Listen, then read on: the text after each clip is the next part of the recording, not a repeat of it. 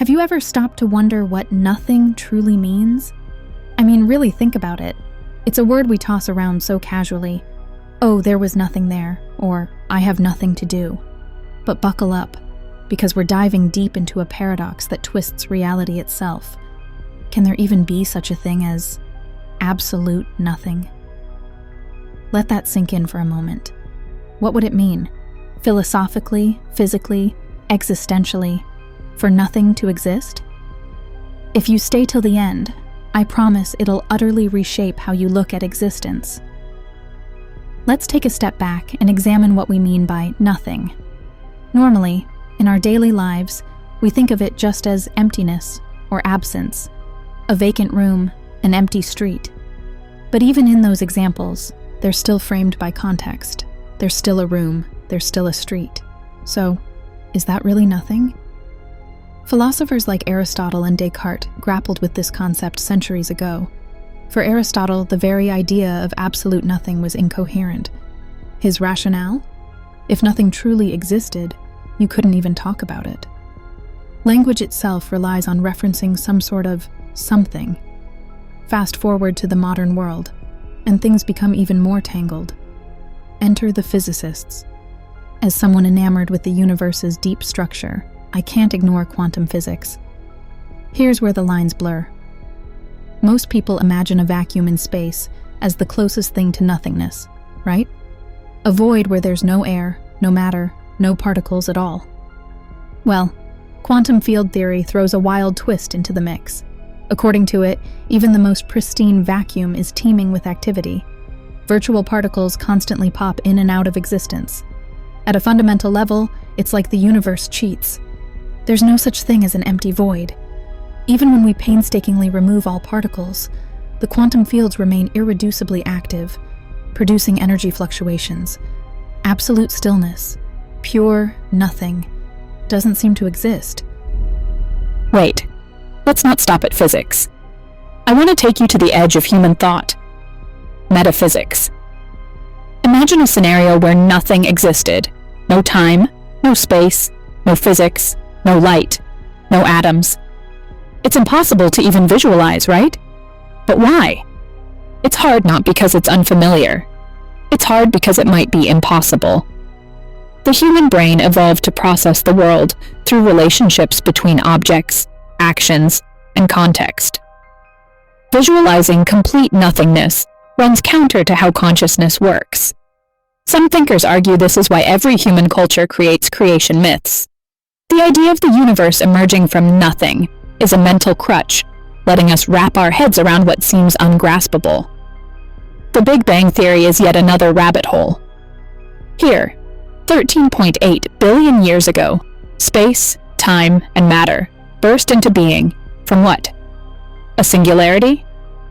An infinitesimally small realm of infinite density? There's debate, but let's flirt with one possibility. Did the universe emerge from nothing? And if so, what does that even mean? You'd think this is purely theoretical, but these are burning questions for cosmologists right now. Why is there something instead of nothing? This may carry significance not just scientifically, but existentially for every one of us. Some philosophers provide answers, though not always ones that sit well with me. For instance, many claim nothingness is, paradoxically, unstable. And here comes the famous physicist Lawrence Krauss, asserting that physical laws alone can allow a universe to arise spontaneously. It's compelling at first glance until you realize, hey, wait a minute, those very physical laws? That's something, isn't it? Rules, frameworks, laws, they're not nothing. If absolute nothing couldn't even exist logically, as some argue, then does this defang one of our greatest existential questions? Or does it sharpen it? If nothing is self-contradictory and impossible, then perhaps the real mystery isn't how the universe exists, but why anything exists at all. Let's explore another angle. Buddhism and Eastern traditions often meditate on the void, not as a sinister chasm of nothingness, but as the ultimate realization of interdependence. Maybe nothingness, in some very real sense, is a necessary complement to somethingness. Without one, the other loses meaning. Modern science also suggests balance, duality, entropy warring against temporary order. The universe seems to crave harmony between opposites. But then, we find paradoxes again. Check this out. Gödel's incompleteness theorem in mathematics hence we'll always have questions that cannot be fully answered by any one consistent system. That makes me wonder, does nothing lie in these gaps? Not a void, but a different kind of absence.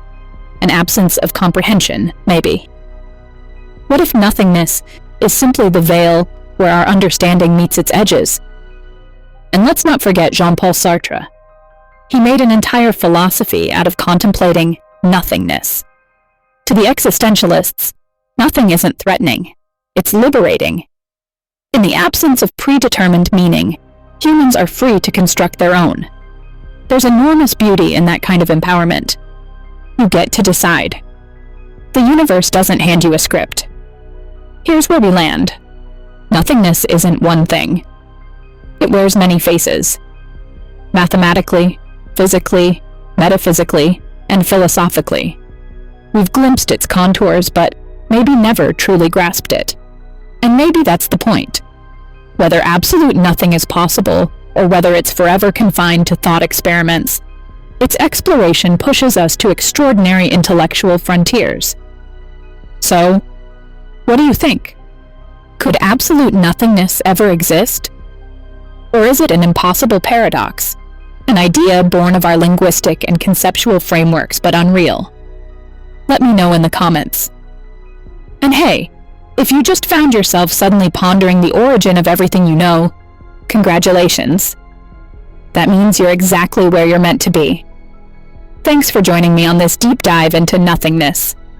Until next time, I'm Olympia. Keep questioning, keep expanding, and as always, stay infinitely curious.